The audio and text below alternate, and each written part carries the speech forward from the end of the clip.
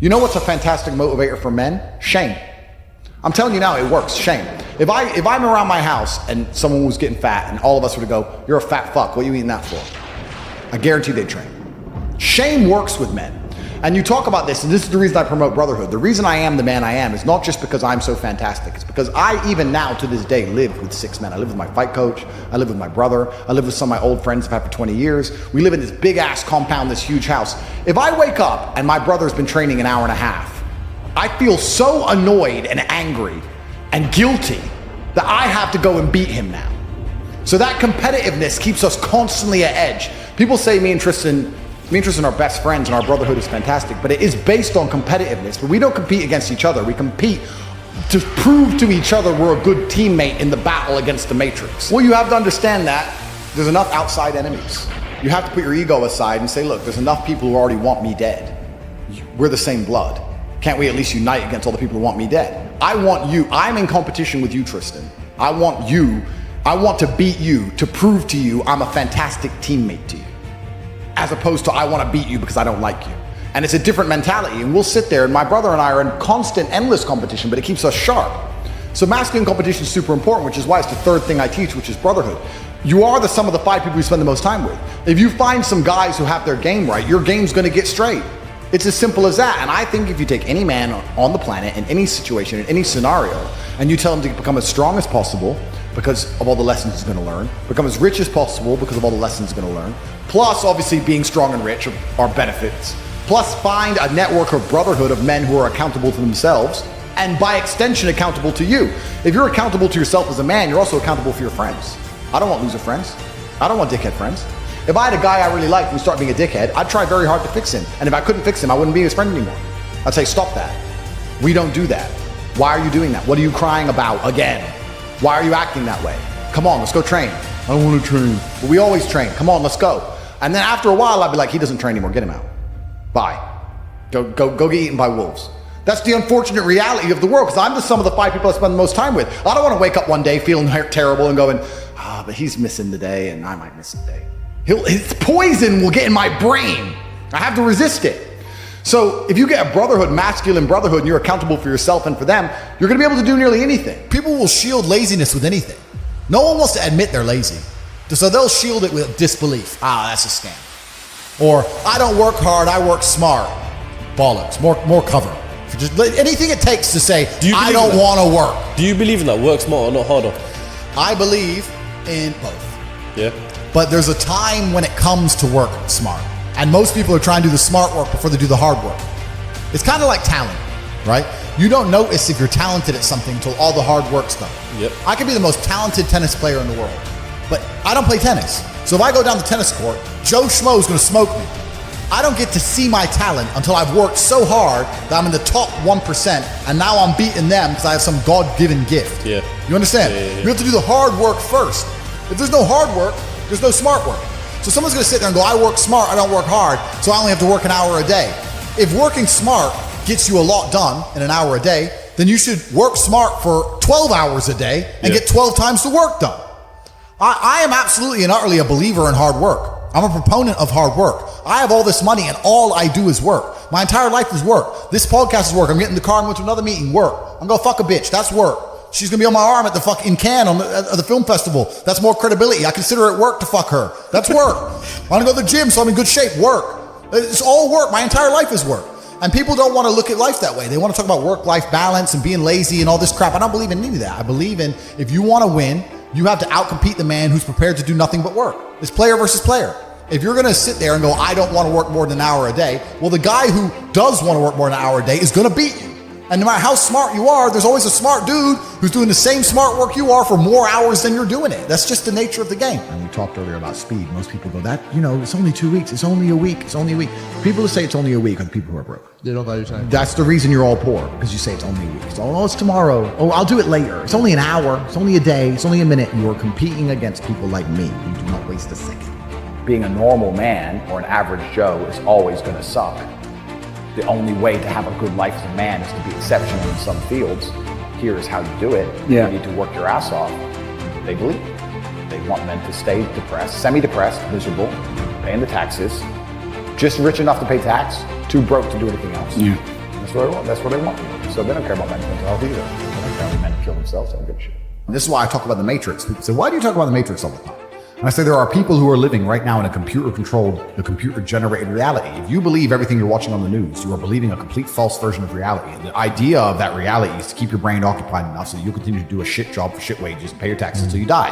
That's exactly that's the plot of the Matrix movie. They are abusing your body and controlling your mind so that your body will sit there and do what they need it to do until you're no longer useful anymore. And that's exactly what's happening. And another question I get is people ask me why I'm so interested in this fight against the Matrix. And I try and explain to people that I believe this fight cannot be avoided. I think you're either combating the Matrix and fighting against the garbage they're telling you, or you're believing it. And if you believe it, then you end up fighting against yourself. You end up fighting against your own mind. You can't avoid the battle. If you're a full-grown man and you believe everything that's on the news, you're gonna end up fucking semi-depressed, divorced, miserable, broke. Like your life's shit anyway. There's no way to escape this fight. You're either buying their crap and fighting against your mind, or you're fighting against their crap. There's no other way to do it. I've never met somebody with a fantastic life who did not completely and utterly believe in themselves.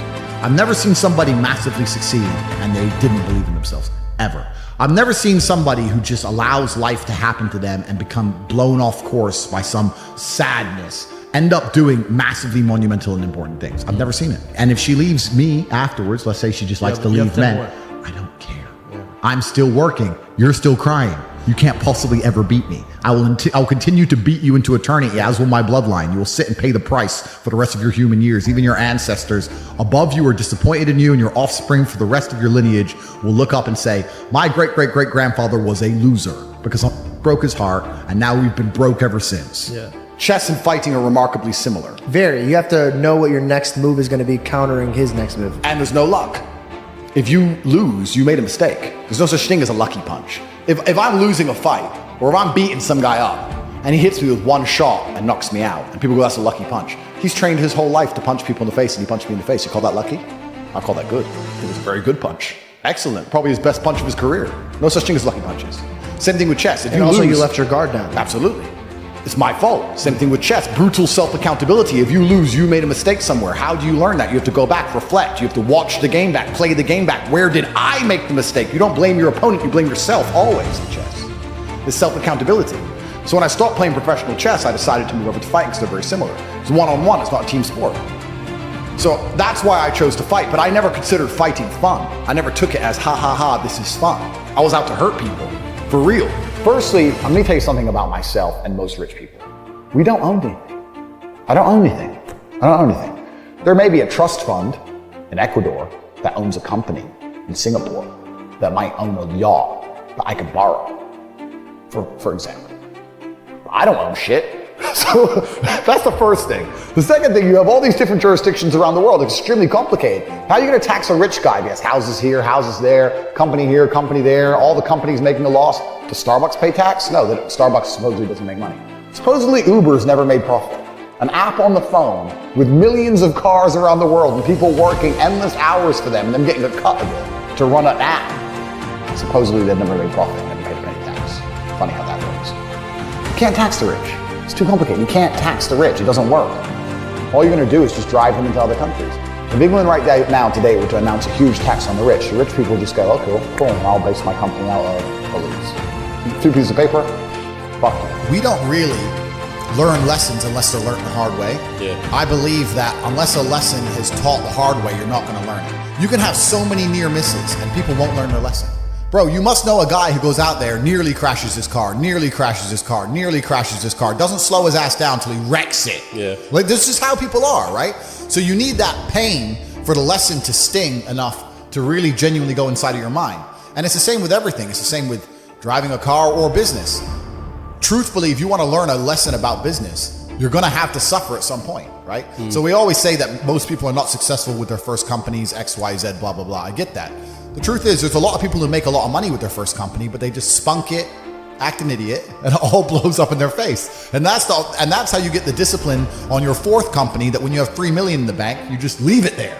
You know, and don't be done with it. So you need to go through some pain. You need to experience some negative things. You need to have to a degree some trauma to really even learn any lessons. So yeah, business studies. You're right. The book, That's not going to teach you anything about business. You need to get out there in the streets. You need to make mistakes. You need to suffer. You need to have the tax man knocking at your door. You got to deal with all that stuff so that you make sure it doesn't happen again. I really think that humans are stupid enough to only learn the hard way. That's kind of how it works. The problem with owning something is that it can be taken. So let's look at it the American way. In America, litigation is a big problem.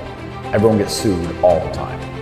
So you don't want to own anything, because if you get sued, then you're going to have to pay that debt. And you might have to sell your assets to pay that debt. Not if it's a company though, if it's a limited company. Correct. This is the point. Yeah. People don't own anything themselves. Okay, so they only feel their company. It's a limited company owns it, Yeah, a trust yeah, owns it. exactly. So you understand what I'm saying? Yeah. Look at the Panama Papers. Yeah. Look at it. And then it gets really complicated. And this is what I'm saying, where the average Joe Schmo at home has no idea how this stuff works. Yeah. Because let's look at Nike, for example. Nike doesn't pay any tax.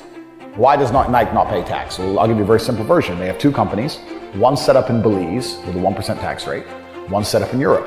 The one set up in Europe sells Nike trainers, pays all the staff, pays the stores, sells all the shoes, makes all the money, boom, makes millions and millions and millions in profit. The one in Belize owns the trademark. So after 100 million, 200 million, whatever it is, comes into the European company. The European company has a debt to Belize to use the trademark of all the profit. Yeah. Isn't that cool? Yeah, right. That goes to Belize. Then Belize government comes along and goes, give us 1%. Nothing. Boom, boom, done. It's all a scam. All a lie. It's all a scam. The person who gets fucked, it's always the same. It's the guy in the middle. Yeah. The guy in the middle is going to get wrecked. It makes me laugh when they talk about, we're going to increase taxes, When they talk about increases taxes, they're not trying to chase down the billionaire on his yacht, because they can't. They're trying to chase down the guy with an address, who can't move, can't leave, he has a mortgage debt, 2 kids and a dog, living somewhere in Sunderland, and he's stuck there. I walk in a gas station, put a mask on. No, I won't serve you. Okay, is the gas free? Because I've filled up. So you're gonna take my money or I'm gonna have free gas? No, you have to pay. Well, then fucking serve me, dummy. Put a mask on. No, it's just some stupid shit. In the end, they take my money. It was a big waste of everybody's time. And I'd say to them, bro, you're earning 700 pounds a month, working for a corporation that wouldn't give a fuck about you if you got stage 5 cancer. Why do you care? If I worked in BP and someone walked into my gas station and decided to start a fire in the corner and barbecue some sausages, I wouldn't give a I'd be like, please stop, bro. Whatever. Like, why do these people, they're so fervently passionate about the rules of the BP station? But do we you're need a fucking people? Slave in your mind. Do we need slaves though? Because Yes, we obviously do. we need people to work and do those jobs that obviously the free people can't do. And this is the full circle realization when you get to the point where, as frustrating as it was, you need this slave class of people who buy bullshit so that I don't have to do bullshit stuff, which is great. But usually the bullshit people can't tell me what to do. It's only during COVID they were allowed, and now that's all over. They can't tell me what to do anymore, so it's fine. But if you're and not everybody's mind can be free, because in society would break down, but of course some people's minds are designed for freedom and some people's aren't. But it's amazing when you're talking to the slave mind, trying to get through to them. You have two choices. Either you understand what's happening in the world today and you're on the side of good and you're fighting against the Matrix, or you've accepted all the Matrix programming to pretend that there is no battle, and then by extension you're going to end up fighting against your own mind. And you're going to be in a fight either way. Your mind's either right and you're fighting externally against the enemy, or you've accepted the Matrix programming and you're sitting there fighting against your own depression, your own anxiety, fighting against your own struggles inside of yourself. You're going to fight anyway. There is no way to avoid this. So you have to make a decision. Do you want to have control of your own mind and control of yourself and fight for God and fight on the side of good against evil? Or do you want to accept the evil programming, fall down a hole of degeneracy and fight against yourself and self-destruct and implode? That's your choice to make. But I think the intelligent choice is to fight against yourself and fight against evil. But also, life teaches you a lot, and I think a lot of people are not very self-reflective of their own lives. I don't think, you can read a book and that's great, but I think if you're living an interesting life, if you were to take half an hour a day to actually sit and go, okay, what good has happened to me today? What bad has happened to me today? Why have those things happened, and how can I prevent them from happening? Most people don't, that kind of crap doesn't even cross their minds. Like every day, I will sit at the end of the day and go, what bad has happened to me? How did that happen? Did I get caught slipping was I on the street and some guys come up to me and it could have been a dangerous situation? Like, how could I genuinely have improved my reality? And you can self-reflect and teach yourself everything. But that's total ownership of your life, isn't it? But you have to have. A lot of people don't. You have to have ownership of everything good that's ever happened to you and everything bad that's ever happened to you. I have complete ownership for the fact I was canceled. I don't sit there and go, oh, they're lying about me. Yes, they're lying, but I still own it completely. They're lying about me and they're talking shit, but I own it and I took responsibility for it, and I sat there and I took absolute accountability and I thought, okay, how can I turn this in my favor? And I beat them. If I'm walking down the street and it starts to rain, I take responsibility for that. I didn't have to be in rainy London. I could have been somewhere else. I could have brought an umbrella. Could have took a car. I am responsible for getting wet in the rain. And there's people out here who just don't take any responsibility for their own actions, let alone the weather. If you take complete self-accountability and you self-reflect, you can learn a whole bunch about life. But could you not just say that it's raining, this is unfortunate? No, but that's what losers do. It's raining. I'm unlucky. I He's got to tell them. But that's what they'll say. I got wet because it rained, not my fault. Whereas I'll say I got wet because I did not prepare for the rain. As the world gets more messed up, which it is, people are going to learn some very abrasive, harsh lessons. And sometimes when you've gone through a very harsh lesson, to be given a solution which isn't harsh, you're not going to believe it. To be given a harsh solution makes you feel like, okay, this guy knows exactly what he's talking about. As a man, your life is supposed to be shit. My argument to this is people go, oh, I don't feel good. I say, good. Your life as a man is going to be terrible the entire time. Who told you at any point, I don't know what the Bible says, I haven't read it cover to cover like I've read the Quran, but I don't think the Bible says you're supposed to be happy all of the time. I think follow your passion is also a terrible piece of advice. Yeah. Yeah. People say, hey man, you need to find what you're passionate about and do that. And what they're trying to say is only do what you like because you have no motivation to do anything else. And motivation in and of itself is a scam. I don't believe in motivation. I believe in discipline. I am not motivated to do the things I'm supposed to do every day. I don't wake up full of like joy that I have to go to the gym or that I have to work or I deal with crap. I don't feel motivated to do them. I'm disciplined. I do them regardless of how I feel. Whether I'm in the mood to do it or I'm not in the mood to do it, it gets done. That's discipline. Discipline's a real thing. Motivation is fleeting. Yeah. You're never going to be permanently motivated. So when someone comes along and says, oh, do what you're passionate about, what they're saying is you'll have endless motivation and then you'll be able to try hard. If you're the kind of person who can only try hard at something he enjoys, then you're going to fail. Because most things you enjoy don't pay any money. If they paid money, you wouldn't enjoy them. It's called a job, right? Nobody likes their job. You like your hobby. I'm sure you like playing video games. Maybe 1%, 0.1% can make money from video games, right? Most people, you ain't ever going to make it.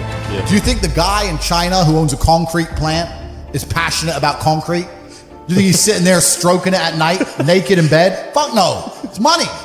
Be passionate about success. If you're passionate about money, then you can be passionate about anything. I'll be passionate about any business on earth that pays me. If you pay me $1 billion to dig that hole, I'll be very passionate about that hole. I will dig that hole with passion for the cash. Yeah, because you know the cash. For the money. Yeah. That's right. So when people come along and say, oh, you need to find something you're passionate about, follow your passion. Bro, you're going to follow your passion to the fucking food bank. You're never going to make any money that way. You have to sit there and go, what is going to pay me? It's not about detaching yourself from your emotions. I feel every single emotion. It's just like using them all in a positive direction. Yeah. If I feel extremely happy and excited, I'm going to use that as motivation or energy to do amazing things and do good and work hard.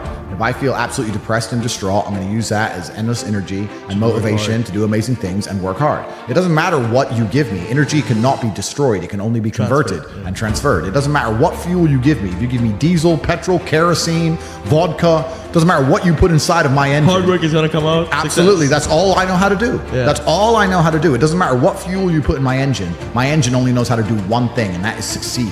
That's all I know how to do. Yeah. So it doesn't matter what you feed me with. I'm going to be massively successful regardless. When I was broke, when I was on the council estate in Luton, I thought everyone was poor. And now that I have money, it kind of feels like everyone's rich. I go to buy a plane and they're like, no, I'm sold out. Don't you fucking sold out of planes?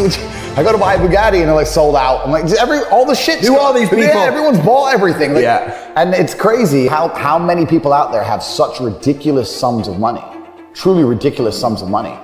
But there are so many rich people in the world, and it's kind of like your reality is based up. It's the Matrix, right? If you're broke, everyone's broke. If you're rich, everyone's rich. And a lot of people have this separation. I was lucky to live in both worlds, but a lot of people have this separation. Yeah. So I've had this conversation with a bunch of people, and my basic premise is that I refuse to believe in things that take power away from me. If you are in a haunted house and you believe in ghosts, you're scared of the haunted house. If you're in a haunted house and you don't believe in ghosts, you're just in a house and you don't care. So I don't like the idea when someone explains to me the idea of one day waking up and being miserable and not wanting to live anymore, and it's nothing to do with my circumstances and I have no power over it, and no matter how good my life is, I'm still gonna feel terrible and I'm gonna wanna die. That's not an idea I subscribe to. That's not a reality I'm ever gonna want. But that's for a myself. reactive depression, isn't it? You can be reactive depressed for the day, for example, or Feeling for a while. Or even chronically, yeah. Feeling depressed is real. Yeah. Depression as a disease, I do not subscribe to. The idea, I believe, that if you feel depressed, something is depressing you, and you should try your best to fix it. You should take control of your life and do your best to fix it. The idea, but they don't say that. They don't talk that. They say depression like it's this magic thing that comes out the sky and it gets in your brain. You're sad no matter what. And there's nothing you can do about it. And you need to only take pills. And I think that's a very bad way to look at the world. And that's a bad idea to subscribe to. And if you start to feel depressed, let's say your girl leaves you, you start to feel depressed, but you believe in the idea of depression, you're now going to start diagnosing yourself as clinically depressed, self-hypnosing yourself into hypnotizing yourself into being clinically depressed. And it's amazing how you can speak things into existence. I cannot become depressed because I don't believe in it. I think we're here to struggle and to learn. I don't think we're here to be happy. That's why when we keep going back to the happy argument, I've always found that kind of frustrating and annoying. When someone goes, oh, but I want to be happy. Why? Why? Why do you want to sit there and laugh? Like you were happy your entire childhood. That's your happy days. You're allowed to be happy as a kid. It's all over now, right? You're a man. You have responsibilities. I think we're here to do important. Provide, protect, and we're also here to do important things. And important things are going to be difficult, and they're going to be hard, and you're going to get frustrated. But that's what gives you purpose. I don't see anyone who's chasing happiness. I think that's a very feminine frame. I understand why some women just want to be happy. I don't know how it feels to be a girl because I'm not one. But in my experience, I know women who just want to be happy. Girls just want to have fun. Fine. But you're a man, right? And if you're a man, then it's absolutely not a different experience of life. I think we're here to struggle. I think we're here to endure pain. I think we're here to just see how hard we are to kill. I think that going through terrible things and living through them and coming out the other side is one of the most fantastic things about being human. I think that it's almost like once you understand what life is really about, there's no emotion which isn't enjoyable. The only emotional state which can be seen as detrimental is feeling nothing at all. But if you're sitting at home and you're feeling truly heartbroken, at least you're feeling something, right? And I think that's the whole part of being human. I think we're here to struggle. I think we're here to go through pain. I wake up each day and go, what can I attack? What problem can I solve? And look at history. Why did Genghis Khan wake up and want to conquer the whole world? Why did Napoleon conquer the world? Why did Alexander the Great conquer the world? You just wake up and just say, give me this, give me that. I want all of it. I need to, there's an army there, they're really big. We're better. It's intrinsic. You need to go and conquer. That's the purpose of life. I think the world is a violent place. I think there's violence all around us. I think that I view the world in a violent way. And I don't mean that in a negative context. I say a lot of things and people take them as negative, but I see them as positive. Right? Like I say I'm an angry person and people imagine me to be like unhappy. I'm super happy, but I'm angry. Angry is motivating to me. You can't sleep if you're angry, so you better work, right? So I'm an angry guy, but I'm a happy guy. And I see the world as a violent place. I've always seen it as a violent place. If most people look at a tree, they see a beautiful tree, right? If I look at a big, strong, beautiful tree, I think he must have fucked up every other little sapling around him. He took all the water, took all the nutrients, he destroyed them all. There was once 20 trees, and all 19 are dead. And they got one tree left, the big G, top G tree. Not one. Top tree. Take, that's it, that's violence.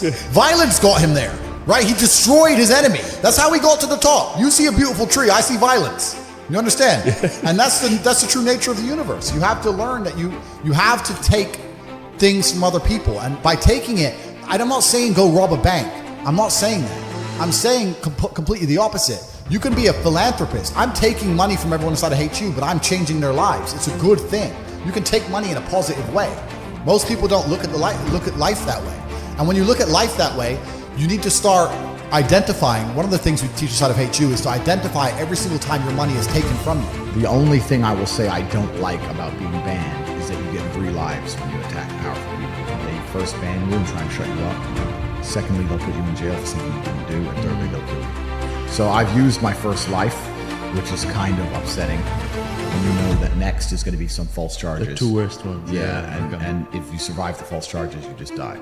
Jesus. So that's kind of upsetting. I like to think that people at home know if I ever ended up in a jail cell and the media started printing why, that they know it's a pure lie and they made it up. Yeah. But that's kind of scary. Outside of that, the ban in and of itself has not, I don't care, bro. That has made no difference to my life. You need to get a piece of paper or understand on a scale of 1 to 10 and say, how stressed do I want to be? How much pressure do I want to feel like I'm under? How much can I take? And be honest with yourself. I wanted this life. This is exactly what I want. It makes me happy. But there's a whole bunch of people who would not be happy in my position just because of the amount of pressure they're under. In my last cancellation, we had press trying to find my mother, family members' dogs. My last 20 ex-girlfriends called and offered a bribe, effectively 100,000 pounds, to do a negative story on me. None of them turned. Bank accounts frozen, travel bans. All my social media is deleted. All over the news, national news, I'm evil. Press releases in the schools saying that I'm bad for young men and I'm misogynistic. Like, most people are not prepared for that level of pressure. I slept fine. Most people would be like, whoa, there are death threats. Like, most people can't handle that. I can handle it fine. Most can't. You have to decide what you want to deal with. So when you're setting your expectations, it shouldn't just be about how much money you want to make. It's truly about how stressed and how much pressure do I want to be under. I actually enjoy it. I'm a warrior. I'd be bored in the other way. I want people coming for me. That's what I want. But if you don't want that, then don't build a life that does that. I think if I were to talk to Tyson, or Tyson were to talk to anybody, he'd say the same thing. He'd say, look, end of the day, even if you're struggling, it's you that's gonna have to get up and get the work done and change your life. I think that a lot of the help, which is being purported now by the system, by the Matrix, isn't designed to help. I think it's designed to keep people in this state of depression, because when you're depressed, you're submissive. You don't care about what happens to you if you're depressed. Depressed people aren't going to riot against a new law or against COVID tyranny because they're depressed. They're too busy. They're at home and they're sad. I think that keeping everybody in a degree of semi-neutral depression, semi-sad, is good for their ability to control all of this. So when they go on the TV and say, you're depressed, it's a disease, you can't fix it, there's nothing you can do about it, it's not your fault, I think they're just trying to reinforce in your mind that you're never going to get better. I think if they really cared, they'd say, like Tyson Fury says, you're depressed, but you can beat this, you can do this. I don't hear them saying that very often. They just sit there and say, everyone's depressed and it's normal, accept it. And I don't accept that. I don't accept that. I don't think people should sit there and accept that they're sad. Change it. I think only you can change it. That's what I think. God created us to learn and understand ourselves and understand other people and understand the world. And what did I say earlier? I said that you don't learn a lesson or you don't appreciate something without pain. Without pain. So you have to struggle to learn anything. There's only two ways to learn things, the hard way or the harder way. If you're smart, you can learn the hard way. But in my experience, 99% of the planet only learn the hardest possible way. If the lesson's even 85% effective, they'll make the same mistake. It's only when they completely decimate and destroy an element of their life do they sit there and go, oh, oops, now I get it. No. That's how it goes. If you start with a good team, you're going to make it. That's really true. Brotherhood in and of itself is so valuable. If you sit around with 20 people and none of them are lazy and none of them are snakes, you're going to be fine. So you need to have people you can give work. This guy's in charge of this thing. That guy's in charge of this thing. Delegate people, different roles, different tasks. Absolutely. You got to have a team. You got to have a network. And my network is so strong. That's one of the big advantages I have. I have people around me who I can genuinely, seriously trust. I don't regret absolutely anything. I don't operate in that frame. I think that it's still a lot of people think that this is the end of me and they don't understand this is absolutely not just the beginning. My only concern now is becoming too big. That's my concern. I'm worried about becoming too influential. The most important thing in the world is health, because you have nothing if you're dying. Second thing is family and friends who you love. And the third is money, because it's everything else. The smartest thing the rich people ever did was convince the broke people that money doesn't make you happy. Biggest scam alive, because money is freedom. It's freedom to drive what you want, eat where you want, go where you want. Money is freedom. So you want to say money doesn't buy happiness, well then you're saying you're happy to be a slave, because only money is going to give you freedom. So money absolutely is happiness, because freedom is a bare minimum requisite to happiness. I can't think of many scenarios where being rich was a detriment over being poor. There's not many. I think money is a bare minimum requirement for happiness, especially if you're a masculine man who wants to outcompete. Then you need money, because money is basically everything.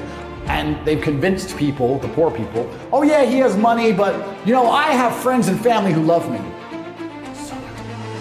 People are psyoped into thinking that rich people are somehow lacking somewhere else. And I'm sure some of them are, but not all of them. There are some people that have everything, just have to accept it. Some people just have it all. They have friends and family and good relationships and love their kids and a bunch of money. And if that doesn't anger you to get up and make a bunch of money, well, I don't know what will.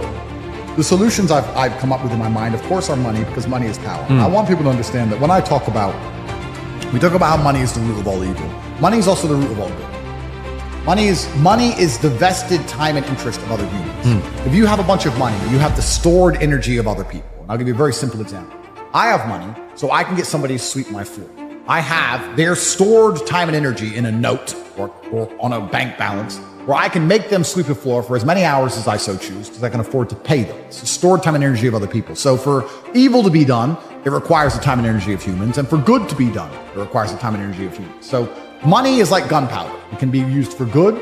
It can be used for bad. It's like germ theory. You can save people's lives, or you can create a pathogen that decimates a populace. So it can go both ways. Money is certainly an answer because if you're completely broke, it's hard for you to influence other people and influence the world by extension. So money is super important. And the other thing I think is important is fraternity and brotherhood and living for something larger than just money itself. I've never in my life seen anyone who's determined to get something not get it. I've never seen somebody who is determined in their heart to get something not get it. The universe and God is so giving and providing. People think it's difficult out here. I disagree. I've never seen someone wake up and say, nah, this is all I care about. This is all I want. Not get it. Everyone who thought that way in fighting was a world champion. Everyone who thought that way about money was rich. I've never seen anyone fail. Bro, I've seen people with no credit score and no job determined to get an R8 manage to get one on finance somehow. I've seen it. If it's all you want, you're gonna get it. You're gonna find a way to You're gonna find a way. Yeah. People go, oh, I want this. If you want it, you have it. People often say, if you try your best, it's okay to fail. But what they don't understand, the true secret to the universe. This happened to me even just the other day. I'll be driving one of my 59 supercars, and it's raining. And the problem with most people in the world today is not that they do a normal thing, it's that they do a normal thing and they don't try to be the best at it. So you can be a barista and you can just make coffees, or you can be a barista that makes the fancy coffees and can turn over all the cups and do like the tricks and all the garbage. We have a man who became a billionaire from salt. Yes. From salt. You can all put salt on, he did it the best. Bam. So the first thing you need to do is get very good at making coffees. That's the first thing you need to do. Be able to do it in a fancy way. Then you need to solicit attention. When you can make coffees in a fancy way, you can hire a videographer. You can then begin to make fancy coffees in a fancy way, and you can make it look good with a finalized product. And you can get a nice video made that's well cut with some fancy music. You can begin to put them on Instagram and solicit people to watch your Instagram page. Now you have attention. How do you then turn that attention into money after you began to show your fancy coffees? Well, you could, let's say, put together a course or an academy or write a book on the magic of coffee or the secrets of coffee. And you would put a mystery on it. Don't say, I'll teach you how to make coffee. No, say the secrets of coffee. You have a link in your Instagram page, and it would be $9. It would tell people the secrets how to make coffee. You'd start to sell that for $9. You'd make a couple hundred, a couple thousand, not too much, but you continue to make fancy coffees. People continue to go to your Instagram page and now sell the secrets of how to make coffee. Then, after people start knowing you as being a barista, you start to make these $9. You have $20,000, $30,000 in the bank. What you can do is launch your own coffee brand. You can go to Alibaba.com, you can find some coffee beans, you can put your face on it because your face is now a recognized brand. You can get your own coffee beans, you can begin to sell them on Instagram. Before you know it, you're making $10,000 or $15,000 a month. You can start to do tours. You can start to put posters on your Instagram or in your Instagram stories saying, I'm going to do master classes on how to make coffee, 20 people only, $1,000 each at this premium barista specialty coffee shop in London. The coffee shop will allow you to do it for free because they want people to know, get the advertising from you and your brand. You'll charge $1,000 each. That's 20 grand for a day. They teach people how to pour milk in a cup. Boom. You go a coffee brand, you go an online school, you're doing seminars, you put in a little bit of effort, now you drive a Ferrari. Done. It is that easy to get rich in the world today if you actually try. If you try. Instead, you'll go to work every day, make the coffees, go home. Some people are so lazy that they will work every day instead of get rich. And they think because they're working every day that they're not lazy. Everything I just told you about that could work for an electrician. Teach people how to wire a plug. Who gives it? You'll make some money if you try. So I think the best mental model of a man is to understand that you cannot be normal. You need to be exceptional. You need to do exceptional things. That ties into the exceptionally good and the exceptionally bad, like we talked earlier.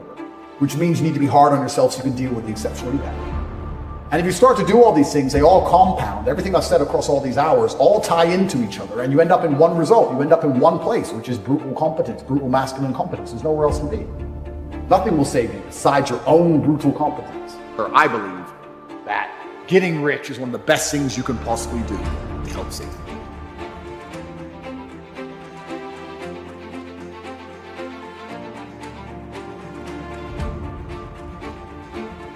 What do you say to young men who come to you for advice, who feel lost, who don't really know where they fit into society?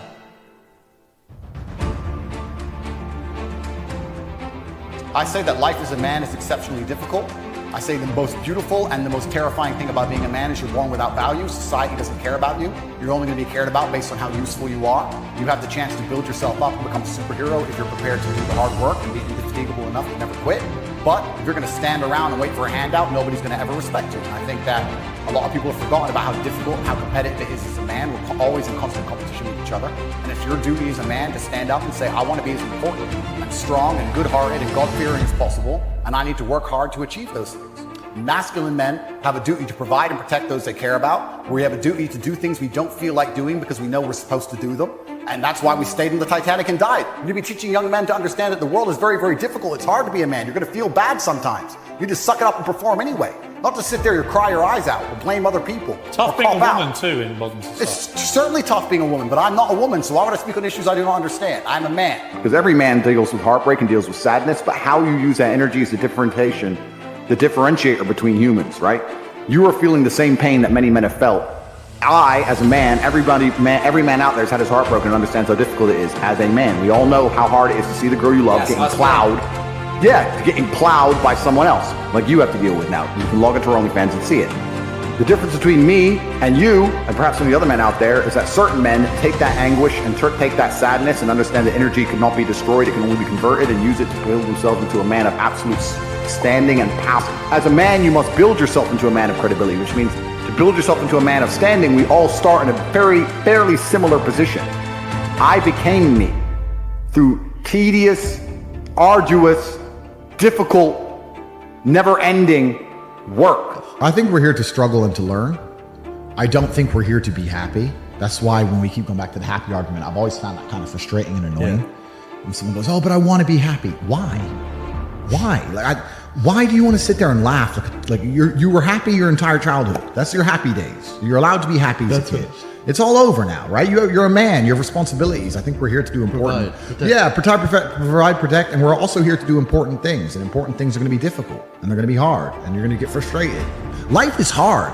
Life is difficult. Maybe I've just been unlucky, which I don't believe in, but I've had so much trauma and bad events and negativity and stress and all these things that have happened to me, and I've used all of it to be monumentally successful. If I wasn't that way inclined, with the workload that God put on my shoulders, I'd just be in a ditch somewhere. I would have killed myself by now. I believe that emotional energy is a lot like a bucket of water. You have all this emotional energy, right? You have a bucket of water. And then you have a bunch of different holes you can pour it in. So I believe if you wake up one day and you feel particularly depressed, you don't feel depressed. You just have a lot of emotional energy that day. Some days you don't have that much emotional energy and life's pretty calm. It's how you look at the problems and how you use them to fuel you. So the question was, what's the problem for the average man today? What's the biggest problem? I think there's a whole host of problems. But what you have to do is frame it inside of your mind and understand that all of those problems are going to allow you, give you the fuel and the unlimited motivation that you need to become a successful and beautiful individual if you frame it in the right way. If you take a man and give him a life shielded from problems and he never has any to face, I guarantee you he's terrible at being a man. The best men in the world have gone through shit. That's why women love scars, because it didn't kill you. That's the whole point of it, right? So the best thing you can do as a man is look and go, okay, this is hard, this is hard, this is hard, this is hard. I feel negative because these are all so difficult. I'm struggling with X, Y, Z. Let me internalize all of that and turn it into a superpower. Let me become genuinely uncomfortable with my situation in life and go and fix things. Because, like I said, the universe is absolutely and utterly very giving. And if you truly hated being in the position you were in, you wouldn't be there right now. That is the most basic imperative of the masculine frame, which has been destroyed in real time. They are trying to convince you that you should act how you feel. You should show more of your feelings. If you feel this way, you should show it. If you want to cry, cry. What I'm saying is the reason they're trying to bring out emotionality in you is because of exactly what Myron said. Most of the time, you don't feel like doing the things you're supposed to do. But the true masculine frame throughout history was doing the things they didn't want to do, but they knew they had to do because they had honor and duty. That's what honor and duty means. Do you think the men on the Titanic wanted to stay on the fucking Titanic? No, we're men. We have to stay. We're scared, but we must. It's our duty to let the women and children on the lifeboats. This is masculine duty. A good man controls himself. I have absolute self-control. Emotional control is absolutely and utterly important as a man. I'm saying that you need to understand as a man, there are certain principles under which you act regardless of how you feel. I can wake up in a terrible mood. I can wake up sad. I can ache. I can have a busy day, stressed, etc. I will complete the same tasks as if I woke up in a fantastic mood. I'll do the same things. because how I feel has no bearing on the things I'm going to do with my day, because I have duty to myself and to my bloodline. Because you think there's something wrong with you. You go, well, I lack motivation. I don't have the motivation to go to the gym. Well, here's the news flash. Neither did I.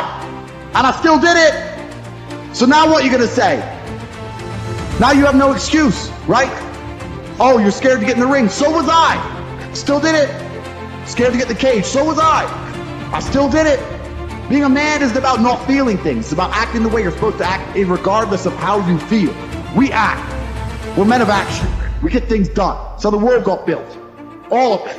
All the men who built the skyscrapers felt scared. They did it anyway. You need to become a man of action. Stop worrying about how you feel and start worrying about what you're supposed to be doing. How about that?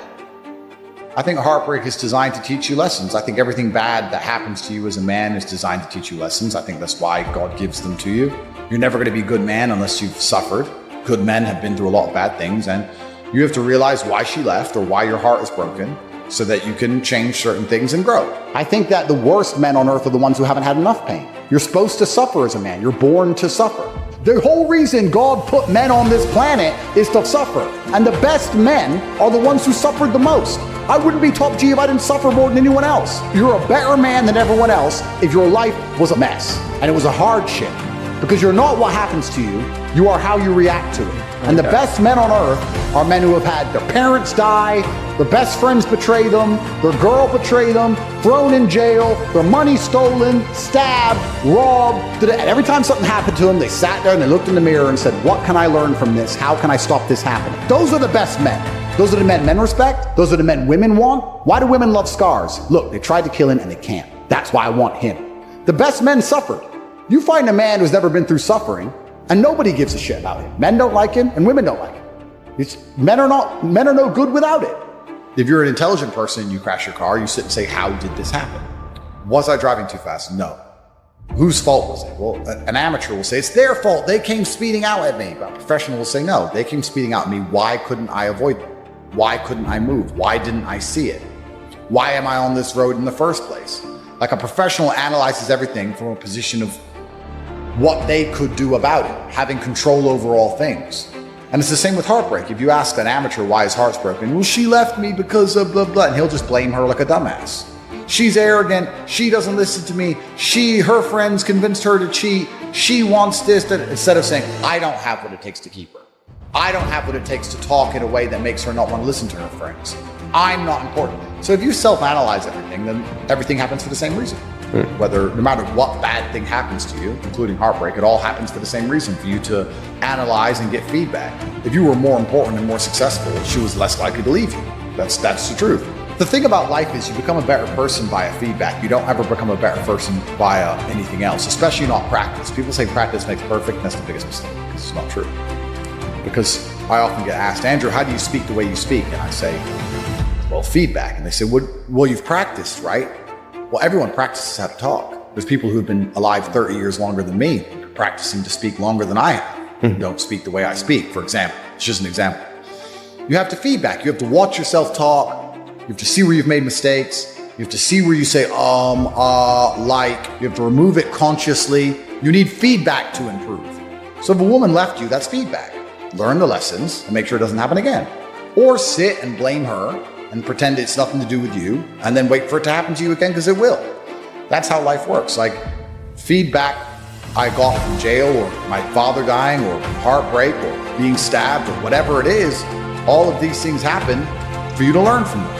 And everybody in life has these events, and everybody in life has these traumas they can learn from, but most people are too stupid, or too arrogant, or too cowardly to sit down, blame themselves, look in the mirror, analyze the entire situation as if it was their fault, and see what they can do to prevent it from happening again.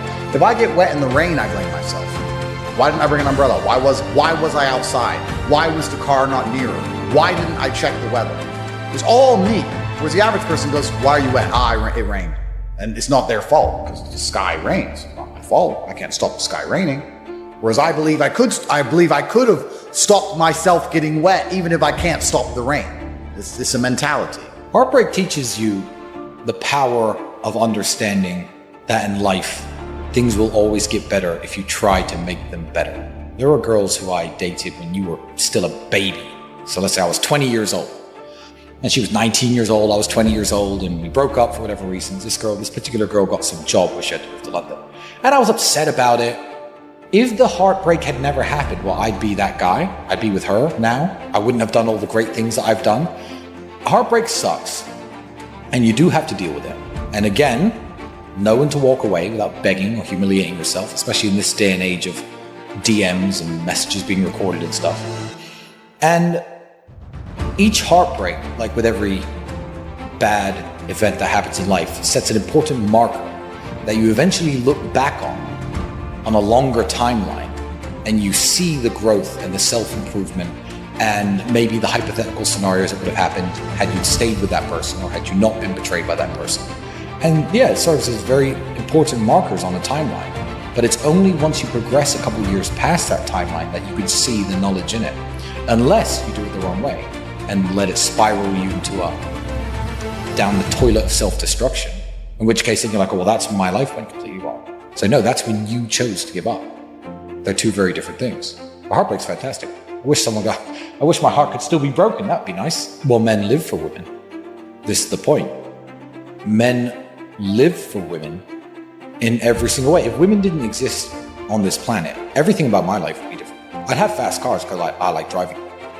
But a lot of the things that men do, a lot of the things we say, the way you dress, lots of it is about trying to attract women, trying to impress women, and trying to have women hold you in a high regard. Because if women in general hold you in a high regard, then you as a high value man have your pick of the best women on the planet. And there isn't a single red-blooded male out there in the world who doesn't like the idea of lots of different women being attracted to him. Even if he's got his wife and he's in love, and it's the first girl he's ever been with, and he's, I don't know, a Mormon or a Muslim or a Christian who's super involved. If you were to ask him, would you like to be unattractive to women or attractive to women just in general, he'd say attractive. Because it raises the impression people have of his wife, for example. So there's not a single man in the world who doesn't live for women in one way or another. Women teach you a lot about how to get women, which is actually quite interesting. Like, they do. Women teach you a lot about how to get women themselves. If you want to piss a woman off, ignore her. Don't insult her. Just don't reply. And you should know that, because when did a woman annoy you most? She ignored you. That's right. So like, you can learn so much from them. But women are the prize, effectively. Sexual access or access to sexuality has always been a prize for men that effectively had to be earned. You had to go to war and come back with a Valor Star, or you had to be a king or something to get access to sexuality. So women were the prize up until a certain point, and then if you're a high value enough man, you could say you become the prize, blah, blah. But effectively, women are a fantastic mirror. And how women treat you tell you a lot about yourself. Because women are ruthless. And if they don't see value in you, or if they don't see value they can extract from you, you're invisible to them. You know, you can go to a nice restaurant with a girl, and you can say, how many men are in here? And she'll say, 3 or 4, and she'll ignore every waiter. If they can't get something from you, you're invisible. So how women treat you in general is a good mark for how much value you openly exude. If they can instantly see value on you, they'll talk to you and treat you a certain way. People think that beautiful women are really bitchy and rude. No, they're not. They're actually very nice and soft and sweet. They're actually quite shy and insecure, if you're that guy. But if you're not that guy, they're like, get the fuck away from me. Because they don't even want to bother having a conversation on any level because you don't exude enough value. So women are a mirror. They'll tell you everything you need to know about yourself. And you should pay attention to it and you should change it. No one is ever going to give a shit about you, even 1% as much as you have to give a shit about yourself. No one cares. No one cares about you if you're a man, ever. Everything is conditional. You don't get loved unconditionally. And that's a beautiful thing, because that makes you strive to create your own value as a man. And the problem that men have is we all go from a time when everyone cares about us to a time no one does.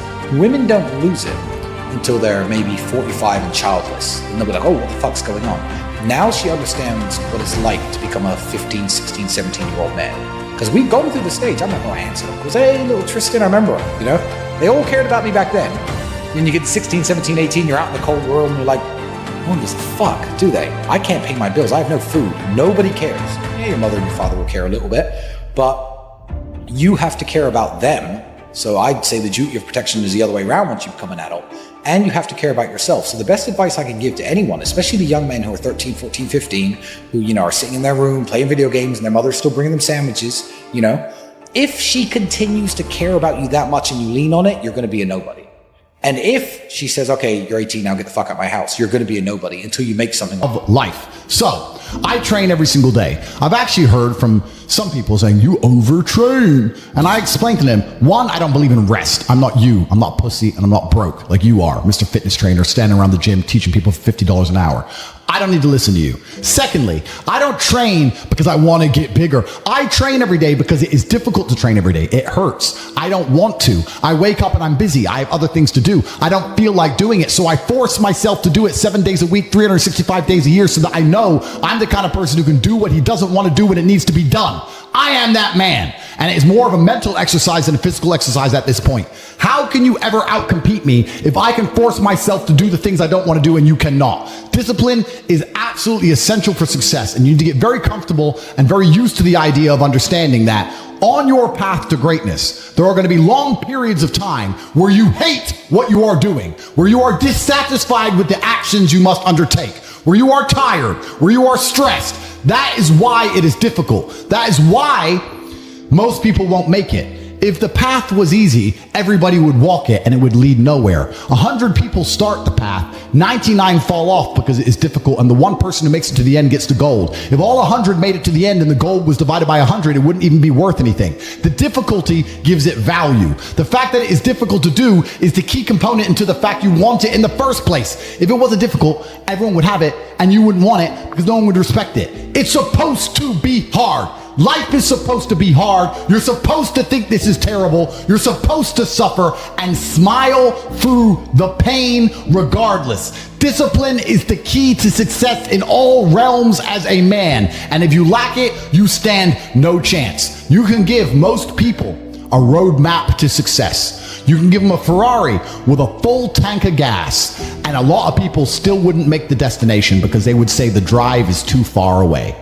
Quitters, they don't have the discipline. You can tell them exactly how to do it. You can give them the mechanism to get there, but they don't have the discipline to complete the drive and end up at the destination. That is the majority of Earth. This is your competition. People who, even if they are told what to do and people tell them exactly how to do it and help them do it, still quit, still fail because they lack discipline. Even me, with my monumental powers, I can't make a quitter successful. It doesn't matter how good I am. It doesn't matter how easily I make it for them to succeed. It doesn't matter how compendious and concise and powerful the real world is. It doesn't matter how much I text them and motivate them, how many emergency meetings I do to try and talk to them and hype them up, how much motivation I give them. It doesn't matter what I do. If they are a quitter, guess what they're going to do? They're going to quit. No matter how simple the map is to read, no matter how fast a Ferrari is, somewhere along the drive, the sun's going to get in their eyes, and they're going to sit there and go, I don't like this, this is hard, and they're going to quit. Quitters are the number one type of people that nobody can help. If you're a quitter, I can't help you, life can't help you, God himself cannot help a quitter. So if you lack discipline, you lack the very basic building block to any type of success which exists on the planet. By every single metric which can be measured with science, you are going to stay a loser and a failure. The key is to keep training. If you train hard every single day, you don't have to worry about a little bit of vitamin C. It's true. If you don't train and you don't smoke, you're still going to be a pussy. Yes. The answer is always hard work. As soon as you are granted life, you are guaranteed death. What you do in between is up to you. You are all conscious. That could end tomorrow, that could end in 100 years. But the time between the beginning of your consciousness and the end of it is completely up to you. Training is never the wrong decision. If you're in jail, you should train. If you are free, you should train. If you are rich, you should train. If you are poor, you should train. If you smoke, you should train. If you don't smoke, you should train. If you drink, you should train. If you don't drink, you should train. You cannot escape that hard work is always the correct decision. There is no time in any scenario when working hard is going to be the wrong answer. You should always try your very best in all things. I will smoke 10 cigars a day and beat the shit out of you. because I train harder than you can possibly fathom. Pain is an extremely important part of the equation. Pain is the elixir of success. When people say this bad thing happened to me and I'm suffering, I say good. It is pain which is required. It's one of the elements in the chemical reaction. If the chemical reaction requires 5 particular distinct compounds and you have 4 and you're missing 1, it simply doesn't work. Pain for a man is one of the most important elements in becoming successful. Batman is Batman because they killed his parents. If they did not kill his parents, he would not be Batman. You're supposed to suffer. You're supposed to take that pain. The worst thing that can happen to you as a man is you live a life with no pain in it. To be born into a rich family and have a nice easy life and be given money and you don't have to go to the gym and not have to train because you have bodyguards and sit around like a fuck up. You're going to be miserable and unhappy and a drug addict buying prostitutes. You're only going to have women who adore you. You're only going to feel confident in yourself and feel happy when you've been through hell and come out the other side. The pain is required. And you'll often notice that people who are better than you are people who have suffered more than you have suffered. So the person who is waiting for you, he requires your motivation. It also requires huge amounts of pain. So when bad things happen to you, do not sit at home and lament. Do not feel sorry for yourself. Instead, look in the mirror and say, thank you, God, for giving me one of the ingredients that is needed for the chemical concoction that is going to turn me into a superhero. Because pain is an extremely important one. In fact, it's one of the most important ones for a man. Everything is war. All of it. Sitting in the commute without losing your patience is war. Trying to find a way to escape your slave job is war. Keeping your wife happy and your children inspired is war. Training to become stronger than before is war.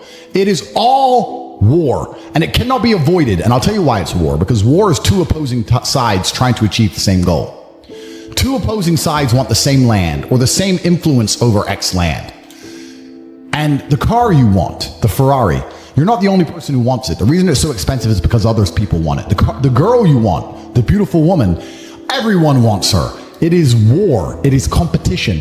Everything about life as a man is war. It is conflict because you are competing against the other men who want it the same, which is why discipline is such an important thing, which is why you must take the pain and add it to the concoction to become as formidable as possible. Life is war.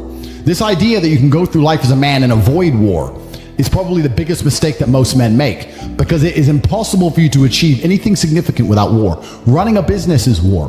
Running a hotel, running a restaurant, running an online company, it's war. Training is war. Life as a man is war. You need to wake up and view it exactly as what it is. Everything I want, other people want. Everything I desire, other men are trying to get. This is a war and I must outcompete them. That is the best possible mental model you can have. Even in jail, it was a war for who could stay most calm, a war who could control their mind the best, a war for who could suffer the least. That is war. I was surrounded by people who lost their minds and I refused. It was a battle and I was successful. Life in and of itself as a man is a never-ending struggle and a never-ending battle. It is the constant of the human condition. Evolution requires pain. While others complain that they do not feel happy enough, I'm happy I'm struggling. I don't want to be happy. I want to be great. This is the beauty of life as a man. Do you understand? I don't care. I'm happy to be struggling. I wanted to fight. You wanted to win. I wanted to fight.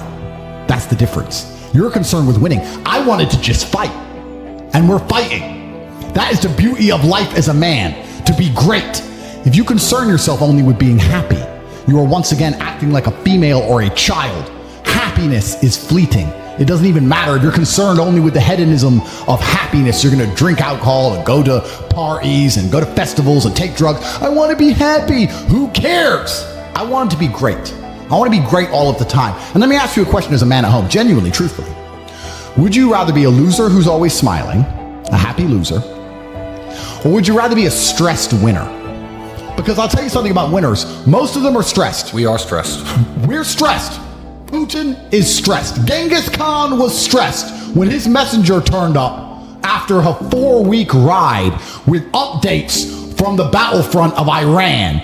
I'm sure he was stressed by what he read. Even if it was very good, even if it all looked fantastic, he started to feel stressed. Okay, well now maybe I need to go to Iran. How long is it going to take me to get there? Maybe we need to send more horses. Maybe we need to colonize Iran. He felt stress because The beauty of life as a man is to be great. So you have to sit here and ask yourself, do you want to be a happy loser that's insignificant? Nobody knows you exist. Women don't respect you. Men don't respect you. Nobody cares if you live or die, but you get to smile all the time. Or do you want to be one of the most important people on the planet with a little bit of stress? I am brilliant because I've decided to be brilliant. And if I have to sacrifice happiness to be brilliant, then that's fine. You know what the great thing about it is? You know it's amazing what God gives, how the whole world becomes full circle? If you stop caring about being happy and you start caring instead about being great, guess what you end up being? Great. Along with great. And you know what? Yeah, Happy. You end up happy if you forget about happiness and try to become great. You will never be successful if you're concerned about being happy, so forget about it. I like to consider myself a wise old man, and I'm trying my best to encourage and instigate a revolution amongst the youth where men take absolute self-accountability and they believe in themselves and they take responsibility for absolutely everything. As a man, you are most formidable if everything is your fault. If it rains outside and you get wet, that is still your fault. Can you control the rain? No. Could you have brought an umbrella? Yes. You need to blame yourself for all things, the good and the bad. And by doing this, you take absolute self-accountability, which allows you to build a mental model in which you will find solutions, 1. 2, avoid trouble, because you know that anything bad happens to you is your fault. And 3, be the most fearsome competitor possible, because we're living in a very competitive world nowadays amongst the elites. The people who understand that you're living inside of a fish tank are trying very hard to get out. And you have to make sure that you can outrun some of them if you want to escape. It's an age-old adage. If a bear is chasing a group of people, you do not have to be the fastest one. You just have to be faster than the slowest. The slowest person is going to die. So as long as you're ahead of the majority of people, you stand a very good chance of avoiding slavery. Being a powerful man isn't always about furious anger and instilling fear. As enemies attempt to attack your energy and lower your vibration, understand this: power is untouchable. Power may notice, but it doesn't care. Sometimes power is simply not giving a fuck. Being a powerful man isn't always about furious anger and instilling fear, meaning sometimes it is. You need to retain the capability to instill fear with furious anger. A man who cannot do that is not a man. It is one of the cards you need to have in your deck. However, more often than not, when you're in a true position of power, you will play the alternate card, which I'm describing here as simply not caring. How can you not give a fuck about things? Well, I'll tell you how. If you're filthy rich, and you have a strong network of people around you who you trust, and you have a good family, and you have beautiful children, you have women who love you, and you have beautiful supercars, you live with your best friends in a compound, you have armed guards, and you're proud of yourself, and you're strong, and you train hard every day, and you're monumentally successful, and all of your dreams come true, and if you want something, you can instantly snap it up. You want a Pagani, you want a Bugatti, you want a $25 million apartment, anything you want, you buy. It's very easy to not give a shit about the opinions of people who don't have one fraction of your success. And what these people are trying to do is drag me, I'm using me as an example, but we can also use it for you. When you have true power, they're trying to drag you down.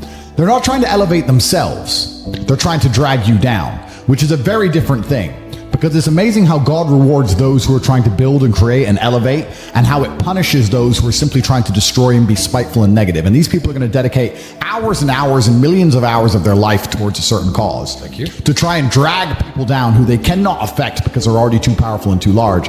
And they're wasting their own human experience, and they're not progressing or advancing themselves in any way. They will stay brokies, and we will stay rich forever. So the lesson here is that you need to get to a position where ignoring people is a move in which you're guaranteed success. You can ignore people completely and they are benefiting you. And that comes from a position of power. And I think a lot of you at home right now, you may not be in our position, but if you're already working hard, you're already going to the gym, you're already training, you make sure that you're getting as much muscles as possible, as much money as possible, you're dedicated, you don't sleep in, you don't waste your time, you don't smoke weed, you don't play video games, you're focused on trying to become fantastic as a person. You can just ignore that girl. That girl who broke your heart or cheated on you, just ignore her. The most powerful move you can make is ignore her. Yeah, you could yell at her. Yeah, you could try and make her scared of you, blah, blah, right? That's not going to work. The powerful move is just to completely ignore her because you're on your ascent. She is likely on her descent. She likely has no intention of improving herself, no intention of becoming richer, no intention of becoming better looking. Time is against her. As she gets older, she's going to lose her looks. You're going to continue your ascent, and she's going to have to watch you for the rest of her life be the man that she could have been with that she's no longer good enough for. The best thing you can do is simply ignore. That is the powerful move. And it's the same with also men. It's not even a gendered argument. There's men who want to be your friends right now, who wanted to be your friend. and they did something wrong to you. And if you're on the right path doing the right things, karma, God, the universe, whatever you want to call it, is going to teach them a lesson for simply failing to be a good person to you while they had the chance. But when you have a whole bunch of money, you take care of the people you love. And that's the masculine prerogative. And even my brother and I, anyone who's been loyal to us, who's on our team, we monumentally reward. And everyone who ever displayed cowardice or sold us out or made mistakes massively regrets it because they see how well we treat the people who are close to us. If you lack somewhere, excel somewhere else. Counter your weaknesses by honing other capabilities. If you're ugly, become filthy rich. If you're poor, be as strong as an ox. Life is unfair. The primary focus of your energies is to balance the books.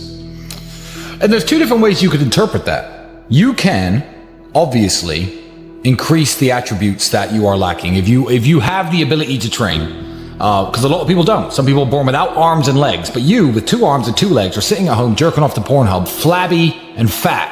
If you have the ability to train, you should be doing it. But also, there are some things that some people are just better at, and you can counteract that problem by teaming up with people who compensate for your weaknesses. People who are strong in areas where you are weak, and you team up with people where you are strong in areas where they are weak. I don't think between the people in this house and our group of friends, we lack anything. Correct. Anything. Correct. Literally anything. We can sit as a group and have a conversation about anything with anyone in the world and give useful insight and change people's lives for the better, because although I am not perfect, our team compensates one for each other. And that's the point of brotherhood. So excel in one area if you lack in others. I have people say to me, Andrew, I'm short. What do I do? I'm short. Okay, God made you short. Fine, good. Doesn't matter. You can't change it. What you can do is become as strong as an ox and become filthy rich and monumentally important and extremely influential. You can do that. People say, I'm poor. You should be strong. Oh, I'm strong, but I don't have any money. Okay, then teach others to be strong. Yes. There's always a way you can take your advantages and use them. And by teaming up with other men, other people, you can build a team in which there are no weaknesses. So if you have a disadvantage, you also have somewhere God has given you a distinct advantage over others. And it is your duty to excel in that realm. It is your duty to become so monumentally influential and powerful within that specific criteria in which you have the capability to be brilliant, that your weaknesses no longer appear because they can be simply overshadowed by your network or overshadowed by your absolute competence. By constructing the correct mindset, you can be in the exact same scenario you're currently in, living the exact same life with a different mental model in which you view the world, and you will not only feel more powerful, you will be more powerful, you'll achieve more amazing things, you will be greater, you will be happier with the same car, the same woman, the same house, the same income, the same everything, but your mind changes the lens in which you view the world. Lenses change things. Rose-tinted glasses, perhaps dark glasses. You can put glasses on, change the lens, and you can view the world differently by changing how your mind is constructed and put together and the way you view the world. That is the point of mental Aikido. You have to show up every day and work, regardless of how you feel. I'm going to say something very logical to you people at home. And if you're stupid, you're not going to understand it. But if you're smart, it's not that difficult a concept. There is no light without dark. 5,000 years ago, the Chinese drew yin and yang for a reason. They are linked. They go together. There is no such thing as a successful person without a failure. Without the failures, there's no success. You need both. For there to be winners, there has to be losers. Therefore, if God is going to give you the chance to become a successful person, He has to make it difficult. He has to lay out a gauntlet, because within that gauntlet, some people will quit and they can go become losers, which allow the people who do not quit to be winners. I think a lot of people think that my life is just running around in supercars and sleeping with girls and smoking cigars. And anyone who's around me long enough actually says, wow, Andrew, all you do is... Your woman started an argument today or yesterday, whenever, and you've been texting back and forth. You don't have time. You have things to do. There's unlimited work in the universe. You don't have time to have a headache or message girls or scroll Instagram. You don't have time for any of these things. Time is your lifeblood. It's all you've got. You can turn time into reputation. You could turn time into global fame. You could turn time into respect. You could turn time into a fantastic body. You could do anything with your time. You could choose a random embassy. You could choose a random country that you have beef with. Chile. And you could go stand outside the Chilean embassy with a sign saying, "Down with Chile." For no reason. But if you stood there every single day, after about 2 years, people would be like, who is this guy and why does he hate Chile so much? You can turn your time into anything you want. So how are you going to waste it sitting around saying, I have a headache? Boo boo, I have a headache. But the question is framed incorrectly. If I have a headache, I don't care. And one of the main reasons I don't care is because my enemy doesn't care. You know, when I got injured when I was training for fights, my coach would often say to me, is your enemy going to hit you less or show you mercy because of this injury? If you say, okay, we're about to fight, but halfway through the training camp, I hurt my foot, so, take it easy. No, he's going to try and destroy me anyway. So if he doesn't care, why do I care? And why does my coach care? Nobody cares. The people who are trying to steal your woman, and trust me, everyone is. The people who are trying to take the money that you want to earn and put it in their pocket before you can. The people who want to have large and gorgeous feathers on their peacock to show the world all the amazing things they've done. They don't care that you have a headache. So why do you care? You need to reprogram your mind. You don't have time to have a headache. You don't have time to be doing the majority of things you do. And there's always been and always will be, and we can talk about that again. We were talking earlier about competence, right? Do you think a woman sees you as competent if you complain about having a headache? Let's say you have a headache. It's fine. You have a headache. I'm not disputing that. Maybe it really hurts. That's terrible. If you go, oh, I've got such a bad headache, do you think a woman looks at you and goes, yes, oh, I found the guy for me? She may not say anything. She may say, oh, do you want a pill? But really, deep down, this guy's a dickhead. I mean, if you got hit in the head with a hammer or shot in the face, fine. But why do you have a headache? From what? Scrolling TikTok. A lot of you deserve the failure you endure. The universe is very giving. I often believe people say the world's not fair. I'd argue that karmic retributions, and in the long run, all in all, is pretty fair. Karmic retributions are real. In the end, God gives you exactly what you deserve. So if you're not happy with your life, you have to ask yourself, do you really deserve more? Have you really tried 100% of the time? Did you ignore that headache? Are you as competent as you could possibly be? Have you given 100% every time you've done anything? No. You deserve what you have. You deserve your mediocrity because you're an average person. You want a Lambo and these women and a boat and whatever else you want because you see it on Instagram, but wanting something and deserving something are very different things. If you truly deserved it, you'd be working for it in a way that ensures it would be given to you by the universe. Every single thing I've ever wanted, I have got. Maybe not instantly, maybe not easily, in fact, certainly not both. It was always difficult and it always took time, but I really wanted them, so I always got them. And I put in enough work to show God and show the universe I deserved them, so he gave them to me. I cannot remember a single time, and I state this as a matter of fact, this is not hyperbole, I cannot remember a single time I have ever decided not to do something that must be done because I had a headache. Ever. Ever. It is easier if you enjoy it, because you do not struggle with lack of motivation or lack of interest. For me to say you could honestly be world champion at something you hate is a lie. You can, however, be competent at things you don't like. You can be very good at something you don't like doing. To be the best in the world, you probably have to fall in love with it. But the way you do anything is the way you do everything. And you can fall in love with the idea of being good in general. So anything I do, I don't want to be bad at. I either don't do it or I try my very best all the time to become extremely good at it. I don't see the point in doing anything and being mediocre or being bad at it. What's the point? If I'm going to speak on podcasts, I want to be good at it. Anything I'm going to do, I want to be good at it. Now, you should have enough respect for yourself that you're prepared to always put in the effort to give your best 100% because it is a habit. You should always give your best to anything you do. When you pick up a video game, you should give your best. When you drive a car, you should attempt to drive as efficiently as possible, using the brake as little as possible to not waste fuel, to make sure there's no close calls, no sudden braking. Most of you are just getting in your car and driving like a jackass from point A to point B, not trying to actually go, you know what, let me drive and pretend I have the queen in the back seat and I can't even brake suddenly. and I only have a fraction of fuel. How far can I go if I very smoothly, very calmly anticipate the traffic in advance, move my car in and out of the car so I barely have to brake, keep moving slowly and smoothly? Let me try and get good at this. The way you do anything is the way you do everything. And it is a habit to be good at things. There's nothing wrong with just being good at things. To be the best in the world, you have to love it. That's true. But you're not going to love the majority of things you do. That's not realistic. The world's not going to afford you a life where everything you do you're in love with. In fact, you're going to end up doing a whole bunch of things you don't want to do. And the life hack is, if you enjoy getting better at things, then you can be doing something you don't want to do better than you previously done it, and now you enjoy doing it because you were more competent and more capable at said task. You are now better at said task. Every single thing I approach with vigor because I like being good at things. And that's not because I'm arrogant. That's because I have enough respect for myself, and more importantly, I have enough respect for the people I love to know that I need to be good at things.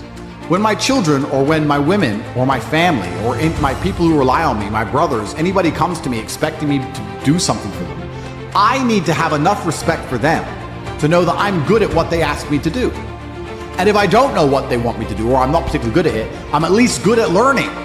You can become good at learning so that you learn things faster. Good at concentrating. Good at taking a scenario seriously. These are all basic life skills that go along with bravery. That's going to put you in a competitive bracket amongst the masculine realm which exists today, because most people can't even focus. Most people can't even focus or try hard at anything. So to answer the question, can you become world champion without loving boxing? No, you can't become the best in the world.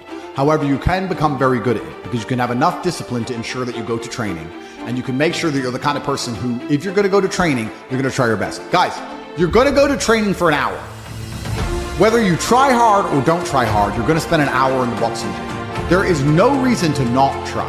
That is a learned habit. And what you often find with people who need to be motivated into things, because they're not disciplined enough to do things and not disciplined enough to do things properly, they'll go and say, I went to boxing training, as if that's all that it's about. It's not about going to the training. It's about trying hard in the training. It's about giving it your all. It's about dedicating yourself. You're going to give an hour up anyway. There's no reason to not try. Most people go through their entire adult life without trying 100% hardly ever. Think about it. Even when you go to the gym, you don't try 100%. You try 60%, 70%. You don't try 100% at home.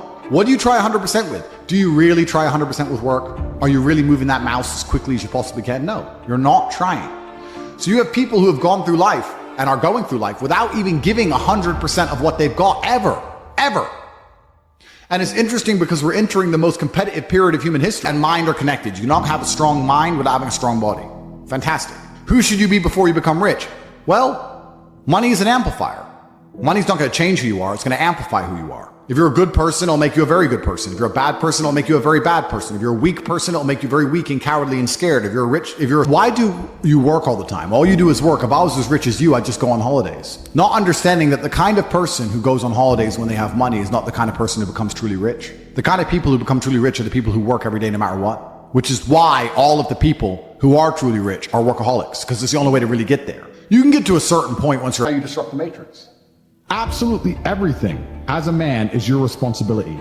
It's your responsibility to become your best and brightest version of yourself. And you're not going to do that simply by talking it into existence. You need to go out there and do things which are genuinely difficult, genuinely stressful, so you can become the man you want to be. I don't believe men especially can learn any way besides pain. It's natural and intrinsic inside of men. You'll see a man drive a car too fast and almost crash 100 times, and he won't learn his lesson until he's crashed that car. We only learn things the hard way. Every single time something bad happens to me, that's how I see it. I see it as God teaching me to make me more wise, a more capable opponent, and that's how you have to approach life. There's never been a hero movie where all he does is win. To be a hero, you have to suffer. If you're suffering, even if you're a normal guy with a normal job and you're suffering at your job, or you're heartbroken because your girl left you, or whatever. If you're suffering, that's part of your hero's journey. If you want to be a superhero in life, you need to understand that for 80% of the movie, you're going to suffer. And when your life is that way, you have a chance to grow into something fantastic, and you should thank God for every difficult thing he puts in your path. A man is unfairly imprisoned in a Romanian jail cell and trained so hard he emerges stronger than ever before. That is a movie. We are living movie scripts. Why? Because we have bravery. Most men sit there and wonder why they're depressed because you don't get to live a movie. You're not the main character of anything because you were afraid your entire life. You lived like a coward your whole life. And then you wonder why you're depressed. I'd be depressed if I was you. I'd rather go to jail as me than live free as you. Because when you're free, you can't even do anything. You can't go where you want, you're broke. You can't have sex, girls don't want you. You can't speak because no one listens. You're more in jail than I ever was. My mind is free. I'm allowed to think what I want to think and say what I want to say. They have thoughts and they go, don't know if I should say that. They're their own worst enemy. Every single part of me is on my team. My hands, my legs, every single part of me is on my team. My body doesn't second guess itself. My mind doesn't turn on itself. We don't break and self-sabotage. There's those civil wars inside of Andrew Tate. You should be too ashamed to be a coward. Where's your shame? Well, we destroy that, right? We destroy that even in schools with men and stuff. I'll tell you something. My brother can shame me into doing something. Shame works for men sometimes. I say to men all the time. Men come to me and say, I can't get a girlfriend. I say, it's because you're a loser. Come to me and prove to me you're not a loser. I will shame him and he will react to it and his life will improve. But now we have men with no shame. And then we wonder why we have a whole bunch of cowards. Cowardice is always the easy choice, but you should feel too much shame to take it. There is one path to happiness, and that is masculine strength, and that is eating pain for breakfast and becoming a better person. The flavor of life is pain. Accept the flavor and learn to love it. That's the only path to genuine competence and happiness within yourself as a man. I always knew the answer to everything is raw action. The answer to everything has always been raw action. My dad had a tweet about this. He said that raw action solves all. And he used to say this. I'll give you an example. If you're a farmer and you need rain for your crop and there's no rain, you can sit there and say there's no rain, we're all gonna starve. Or you can stand up and do a rain dance. Now, will your rain dance work? Perhaps not. Perhaps the rain won't come. But I would argue that you're better off standing up doing that rain dance than just sitting there waiting to die. You have to do something. Raw action solves. So when I was broke, I was never like, I'm poor, what do I do? It was, I'm poor, I have to do something. If I was broke, I'd go for a run. That's why I was such a great fighter. If I was broke, I'd sit there and go, I'm actually poor. How do I make money? Dunno. Where can I get some cash? Dunno. What work can I do? Dunno. I'll just go for a run then. And I just go for a 3-mile run. You just have to say, well, I have to do something. I can't just sit still and die. A lot of people are happy to just sit still and die or to go to sleep and take a nap. Well, if that's what you want to do, then you can say a loser. That's fine. I'm glad there are losers because if everyone had Lamborghinis, my Lamborghini wouldn't be fun to show off. I need you to look at it and feel the deep pain in your heart of regret and failure. That's the whole point of it. I need to drive my Bugatti and everyone be looking at it going, I'll never have one of those. And I can get all their energy and feel it all, and it makes me happy. Fantastic. So you can sit at home and do nothing. But when I was poor, I had to go for a run. I couldn't sit still or lift weights or do something. I couldn't even sleep. So raw action solves everything, and I understood that at a young age. But as you get older, you get to look back and you get to put your whole story together, the whole tapestry together. I knew I wouldn't stay poor. Did I ever think I'd get this rich? Well, I never said I wouldn't, but did I ever think it would probably happen at this level? No, but it's amazing how the compounding interest of just endless raw action adds up. I've never had a lazy day. I've never skipped work, never missed an email, never had a day off, ever. Your name, if you were to go through the last 3 years of my life, you will see that there's never been a day where I wasn't doing what I was supposed to do. And it all just adds up, and then monumental success comes, and you get to laugh at everybody else, ha ha ha, and life's great. Well, I think that initially fighting is always the best thing you can ever do, especially it's the best way to spend your 20s because you heal superhumanly, you heal like Wolverine, and I can't think of a better use of that superhuman healing ability besides fighting. And it's going to teach you everything you need to know about personal accountability and hard work and overcoming fear and dedication and discipline. There's so many lessons to be found inside of fighting. And plus, it's the most respected sport on the planet. And I think that you'll learn more about yourself and more about life and more about the realities of how the world works if you're a fighter. So I think that's what's so fantastic about it. All of my wisdom and all the things fun that you could do, which perhaps involves skill. Driving a supercar around a racetrack is fun. It involves skill. You have to be good at what you do. Cool. But a lot of this fun that is easily accessible to everyone because not everybody can get a Ferrari on a closed racetrack. I can, you can't because you're poor. You do not. Every single day I have to go through X amount of physical pain when my day begins. That is a struggle that must be completed. Then I must try and keep my massive empire online, see my children, take care of everybody. There's struggle involved. My life is difficult. Difficult lives are fulfilling because we used to have to hunt and fish and go out there and go through difficulty to survive. And I often see that when I speak to people who are too comfortable, they end up being unhappy. Yeah. You can't entertain yourself to happiness. You must earn happiness. You must climb a mountain. You must struggle yourself to happiness. That's extremely important. There must be physical, mental, social, creative, some kind of spiritual struggle. And those things being satisfied is what's going to satisfy you. It's like Bitcoin. Bitcoin's a mathematical equation. You solve the equation, you get a Bitcoin. Life is very much the same. There's struggles, there's difficulties which you have undertaken, which you have adopted to try and complete. And when you finish those things, then you get satisfaction as a reward. That's the Bitcoin. The only other alternative to that to feel good is hedonism, which is drugs and alcohol. And that's not going to satisfy you for very long. It's also going to destroy your life. So it's extremely important. This is actually why people are addicted to video games. Young men are addicted to video games because it mimics virtually what they ought to be doing in the real world. Yeah. Effort in to upgrade their character, to become a better version of themselves so they can do better things than they could previously do and explore new areas of the map. The areas of the map which are Bugatti convention, flying there on a private jet to sit with billionaires. The Grand Casino Monaco is a cool area of the map that you have not unlocked yet, but it's great. Which requires you to upgrade your character as a person.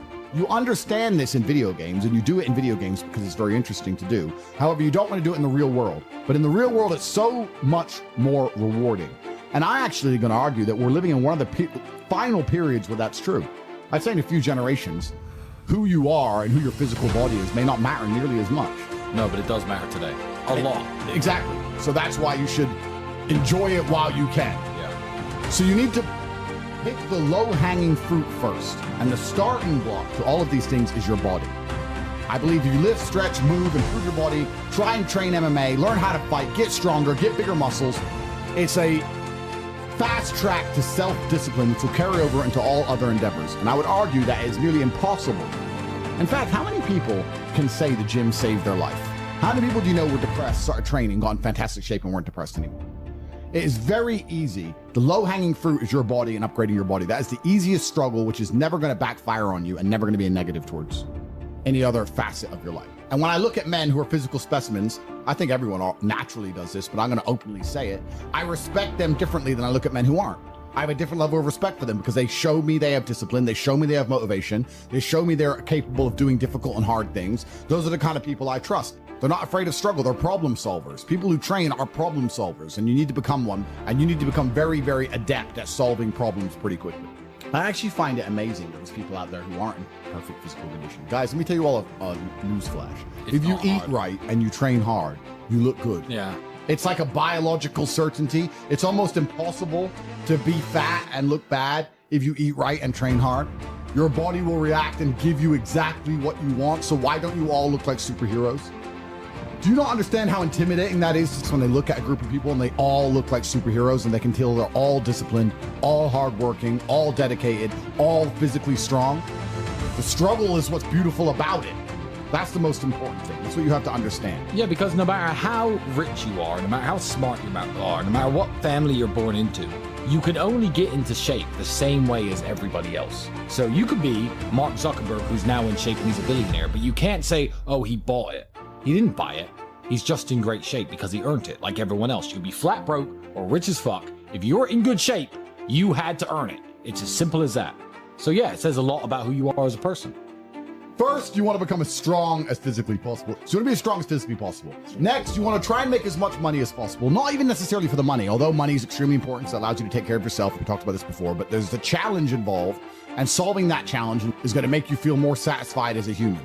Happiness comes from success, and making money is success. You should try and make people around you smile and be happy. You should try and encourage positivity around you. You should be the kind of person that no one can really complain about their struggles around because they know that you're the person who's going to be like, why are you complaining when you could just simply fix it? Especially successful people. Successful people are uninterested in stealing because we'd rather everybody win and keep the friendship and keep the network and keep the positive organs and keep the good karma than make a little bit extra money. So it's amazing what you see in the world. If you become a person who is happy and successful and can take care of himself and adopt struggles, you're going to start finding those other people who do the same thing, and then you're going to build a network and become fantastic. Live with men you're in competition with. So, you and your friends need to have friendly competition at all times. Now, you need to meet your friends, and you need to have banter and competition around things that matter. Who's got the most money? Who's worked hardest? Who's discovered XYZ? Crypto, stock, new way of generating income, who's trained that day, who has the most children. Put some actual competitions together that matter and start competing and being around people, because you are the sum of the 5 people you spend the most time with. Everybody knows this. So why don't you get some genuine metrics that will improve your life?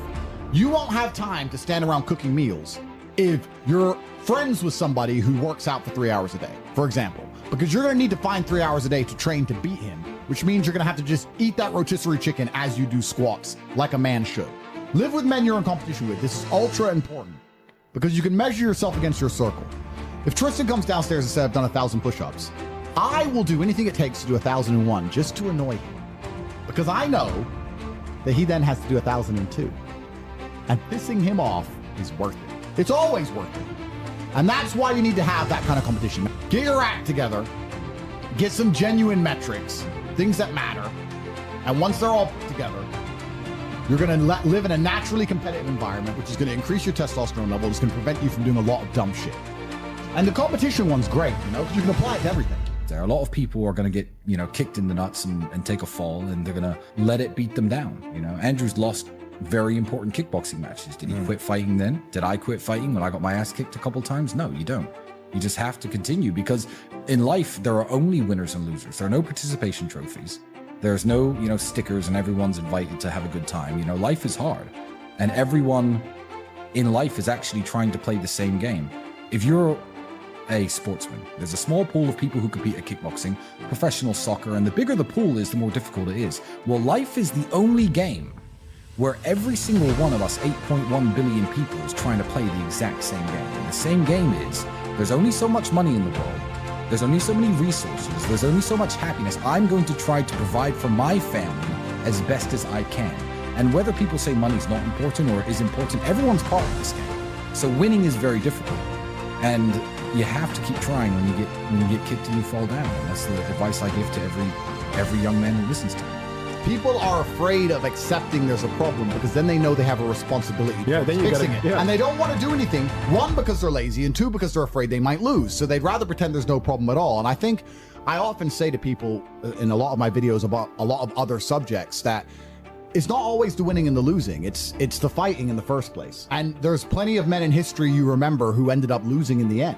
Napoleon, for example, who still fought, which is why they mattered. It's not, if you're only going to fight when you're guaranteed there and say, Tate, you're delusional, you're a narcissist, you go through the world saying you're super lucky and that you're bulletproof and you can do all these crazy things, it's impossible for you to be depressed, you're a narcissist. Perhaps. Look at my life and look at yours. Yep. So let's talk about it. You're going to end up being happier without actually analyzing if you're happy or not. Genuinely, every single person watching this, go look in the mirror after this stream, go into the bathroom, look in the mirror. Do you deserve to be happy? Look yourself in the eye. The answer is probably fucking not. You don't deserve it. Damn. When you're hungry, it's your body telling you need to eat some food. That's fine. You react to that. When you're depressed, your body's telling you need to change your life. And if you're feeling that for long periods of time and then not changing your life, well, you don't deserve to be happy. You don't deserve it. Everything in life that is valuable must be earned. Peace of mind must be earned. Happiness must be earned. I'm happy because I earn it. I get to be top G. Of course, I'm fucking happy. I'm me. When I look at the lives of people who tell me they're depressed, I look at them and think, you know what? If I was you, I'd be fucking depressed. Facts. If I was you, I'd be depressed. So of course you're depressed because your life is shit. But whose fault is that? That you have to take some personal responsibility for it. And what they'll do is they'll try and outsource it. Well, I had a bad start, or this happened to me, that happened to me. World ain't fair. Suck it up, buttercup. Shit happens to everybody. I could sit here and be an unsuccessful piece of shit, and I got 10 stories to tell you why I have excuses to do exactly that. And here I am, top G. So that's life. That's life. You have to get shit done. So yeah, if you live a depressive life, you're gonna feel depressed. If you lived my life, you wouldn't feel depressed. So now you know what to fucking do. Now you're either gonna get up and do it, or you're gonna sit there and stay depressed. And that's why these people are so desperate to defend the idea that depression can't be solved. When you tell the world that depression can't be solved, what you're doing is absolving yourself from all responsibility. I no longer have to stand up and work hard and try and be something because it doesn't matter how hard I work because I'll be depressed anyway. They know that's a lie. They're just trying to think that they're being ignorant on purpose to avoid doing the hard work. That's all it really is. So a lot of people are labeling themselves, and I absolutely refuse to take my own power away. There are so many things in the world trying to kill us. Like, you got enemies, you got people on the streets with blades, you got bacterias, fucking lions. Oh, I've got enough enemies, bruv. Sharks want me dead. I've got enough enemies. Why am I gonna take my own power away? Another thing that's really important, I say this all the time, shit about your upbringing and the life you've lived. You can talk about your best friend and the experience you had and how his death affected you. If you go out there and become fantastic, then he gets to live forever. If you get to stay, if you stay a nobody, then he doesn't. So if you truly give a fuck, then you know what to do. And it's actually amazing. But it's true. And it's actually amazing. The answer to 99% of questions or conundrums or scenarios that people come up and ask me, 99% of the time, the answer is work hard. My girl left me. What do I do? Hit the gym. My friend died. What do I do? Become exceptional. I'm sad. What do I do? Train. Like, the answer is nearly universal. It's always working harder is never going to not help. No matter what scenario you're in, working harder is never going to not help you.